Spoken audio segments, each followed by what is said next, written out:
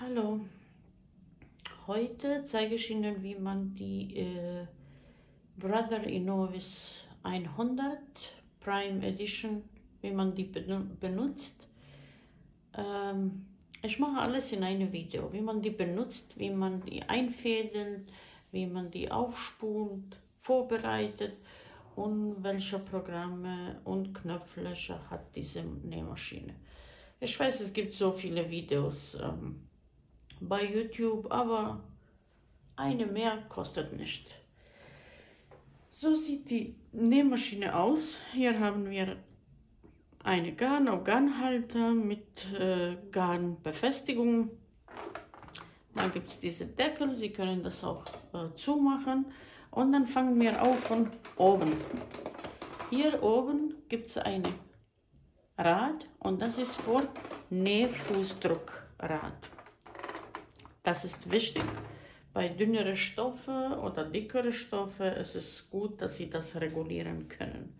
Dann, wir haben hier automatische, hier sieht man, automatische Einfädelung, dann manuelle Abschneiden vom Garn und automatische Abschneiden. Hier haben wir auch diese rote Taste, sie ist jetzt rot, aber das ist Taste und sie funktioniert, wenn man die Fußanlasser ausschaltet. Also das zieht man vom Nähmaschine weg und dann, aber das zeige ich im Video. Dann kann man die Nähmaschine ohne Fußanlasser benutzen. Hier ist die Rückwärtstaste und hier ist, wenn Sie wollen, dass die Nadel unten bleibt oder oben. Hier haben wir einen Regulator für Schnelligkeit, also langsam, bisschen schneller und ganz schneller. Dann hier ist dieser Teil zum Aufspulen. Wenn rechts geschoben wird, dann wird aufgespult. Hier haben wir Knöpfe und natürlich die Bildschirm, so. Und dann da kann man auch Einstellungen vornehmen, ob die automatisch abgeschnitten werden, ob die Nadel unten oder oben bleibt. Hier wird plus minus wie lang naht wird oder wie breit naht wird. Hier haben wir die Taste, wenn ich mich nicht täusche, das war zum Memorieren, welches Programm Sie memorieren wollen oder speichern, es ist einfacher. Hier haben wir auf jede Taste zweimal, wenn man einmal drückt, also einmal ist gerade Stich und dann zeigt auch welcher Fuß, J, und bei zweitem Mal drücken Fuß A und das ist die rechte und das ist Knopfloch. Dann haben wir auch bei zweite, auch so ganz normale, wenn man noch einmal drückt, wieder ist Knopfloch. Hier einmal, zweimal wieder Knopfloch und wir haben hier 1, 2, 3, 4, 5, 6, 7 Knopflocharten, also verschiedene Arten. Sonst ist alles sehr, sehr einfach. Seitlich haben wir zwei Kabel. Eines für Nähfußanlasser, dann haben wir Knopf ein ausschalten und die Knopf für Kabel für Strom. Also 1, 2 und hier kann man ein und aus und anmachen. Wenn man anmacht, hören Sie, also das ist normal. Sie stellt sich um alleine recht und da müssen Sie aufpassen, dass die Nadel dann hoch ist. Einfädeln geht so und aufspulen. Und dann machen wir erstmal aufspulen. Hier Garn draufstellen, Garn befestigen und dann hier gibt es ein Teil mit ganze Linie und einmal nur teilende Linie oder ist, ja. Dann müssen wir hier oben, unten und hier geht man dann rechts unter dem, sehen Sie überhaupt, warte, ich mache ein bisschen höher, so, sorry, also von vorne, Hier haben wir zwei verschiedene Linien. Eine geht zum Einfädeln und die volle Linie geht zum Aufspulen und die andere geht zum Einfädeln. Und sie haben auch Zahlen. Hier 1, 2, dann hier unter dem Metallteil 3 und dann um diese kleine Metallring und dann wird hier aufgespult. Und sehen Sie, dann wird das auch Farbe gewechselt.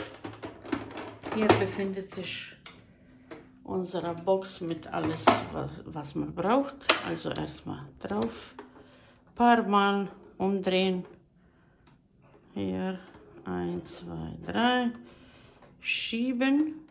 So, und Sie können jetzt anfangen und dann können Sie das abschneiden. Hier, so. Das war zu wenig und jetzt dreht sich. Wird nicht.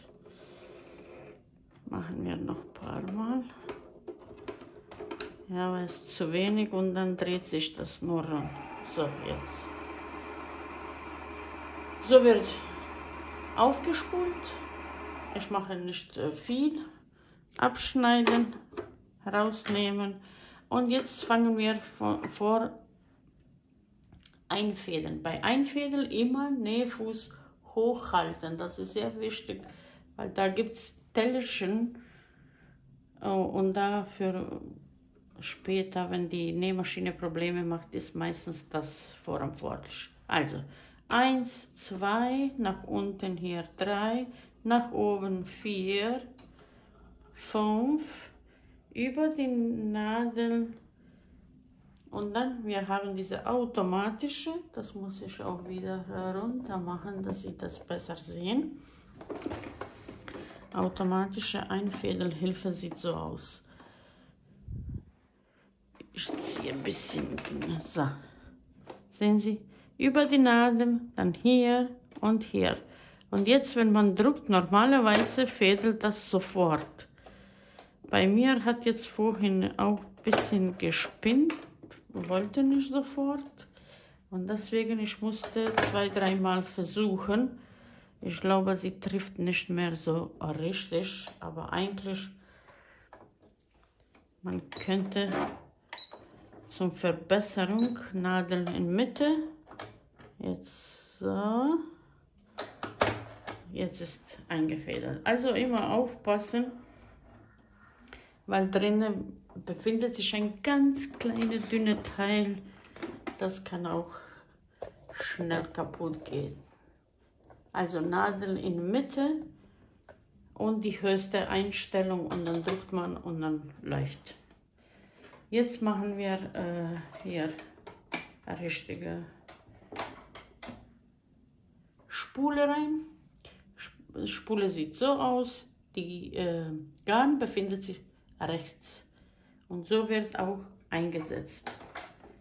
Sie haben hier auch ein Zeichen, wie das aussieht, aber es geht auch einfach. Hier befindet sich ein Metallteil.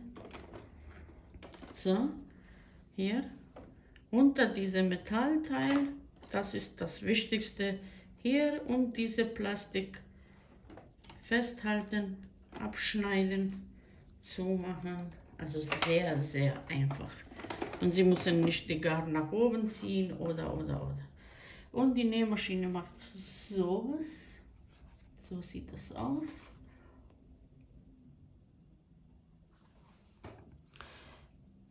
Nicht zu vergessen, das ist Fadenspannung. Bei mir sehen Sie, es ist fast zwischen 4 und 5.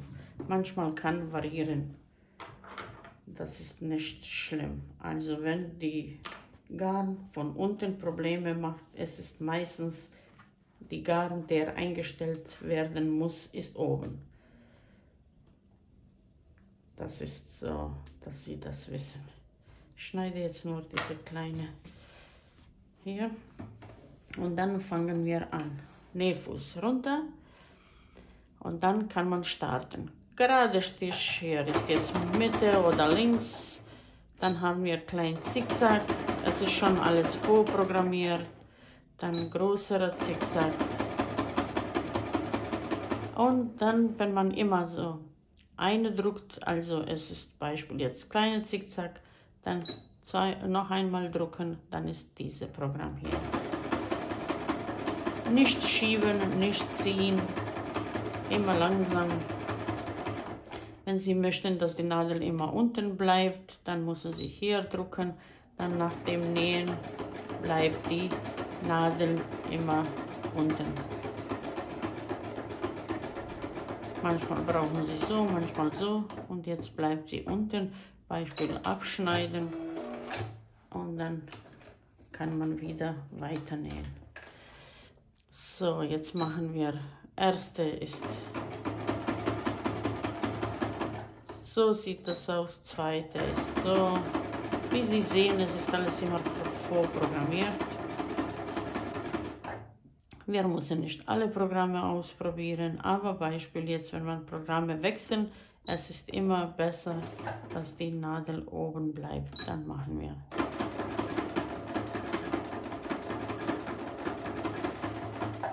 Das ist eine Programm, dann hier zweite. Und wenn Sie drehen, immer langsam, nicht schieben, zu schnell.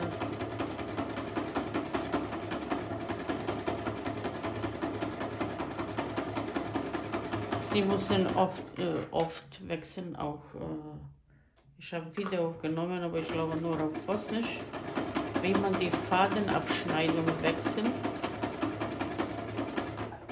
Fadenabschneiden Hilfe wechselt. So, dann machen wir hier zweite. Es ist sehr einfache Nähmaschine, da ehrlich gesagt muss man jetzt nicht so viel sagen, aber ich liebe es. Hätte ich nicht gedacht, aber ich liebe es.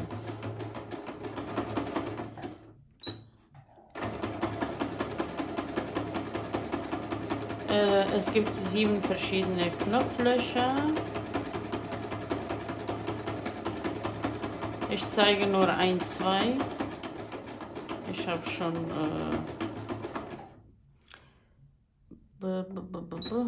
eine schnelle Video aufgenommen, aber kann man zeigen ein bisschen. 1, 2, schadet nicht. Also, das ist Display. Hier haben wir diese Zeichen. Hier ist Programme. Erste oder zweite, ein- oder zweimal drücken, Plus und Minus, länger oder breiter. Hier ist länger, hier ist breiter. Automatische Schere. Hier Abschneiden Hilfe. Entschuldigung. Dann schneidet so kurz ab. So sieht linke oder rechte Seite. Also ich habe jetzt auf dickere Stoff natürlich genäht. Das sieht man auch besser. Ehrlich gesagt, ich habe ausprobiert auch Jersey.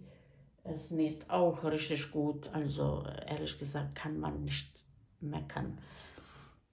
Wenn man die Nähfußanlasser ausschaltet, dann hier leuchtet auch wieder rot. Und dann können Sie nähen ohne Nähfuß. Nähfuß und den Nähfuß, nicht die Nähfuß. Und jetzt, wenn man Start drückt, dann die Nähmaschine näht alleine. Dann drücken Sie wieder Stop, abschneiden oder weiter. Also dann macht die Nähmaschine alles mit diesem Knopf. Also sie näht, das ist Start und Stopp-Taste. Hier Rückwärtstaste nur einmal, wenn jedes Mal kann nur einmal, oder festhalten und dann näht die Nähmaschine allein, auch rückwärts. Stopp, abschneiden. Das ist eigentlich ohne jetzt untere Fuß anlassen. Wenn man das wieder reinsteckt, dann wieder kann man mit Fuß nähen. So sehen die Knopflöcher. Ich habe verschiedene ausprobiert. Linke und rechte Seite.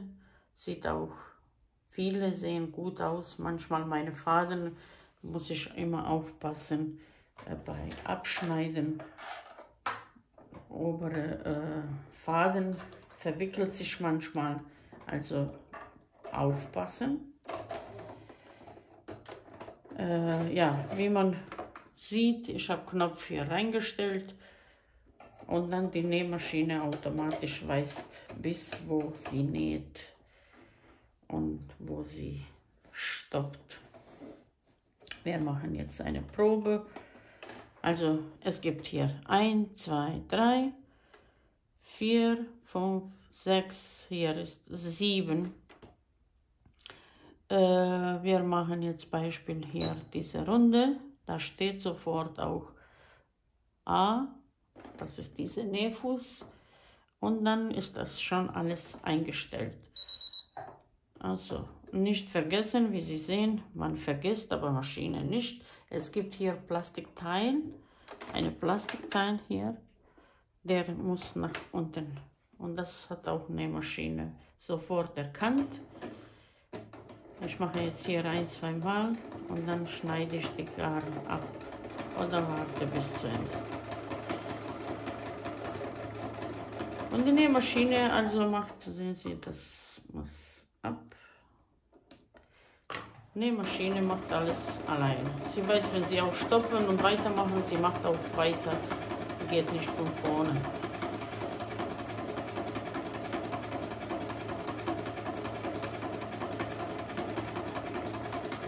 Am Ende sie verriegelt auch bei Knopfloch, also müssen Sie auch keine Angst haben.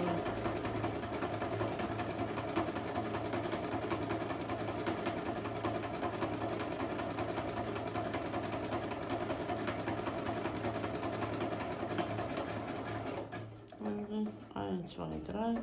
Wenn fertig ist, sie stoppt von alleine, egal ob Sie auf Fuß unten drücken. Abschneiden und dann sieht das so aus. Das ist die jetzt hier. Hier eine Nadel und erst dann schneiden, dass man nicht kaputt macht. So, wir können hier Beispiel noch eine und dann machen wir fertig. Beispiel, die zweite hier. So. Die sieht interessant aus. Die mag ich. Nicht jedermann Geschmackssache, aber mir sieht sie interessant. Nicht jedermanns Sache, so glaube ich, sagt man.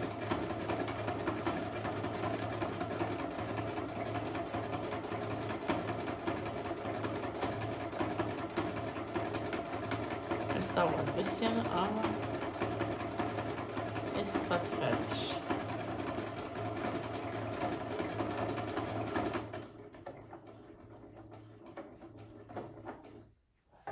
So, abschneiden. Und das sieht so aus. Ich schneide diese Garn hier.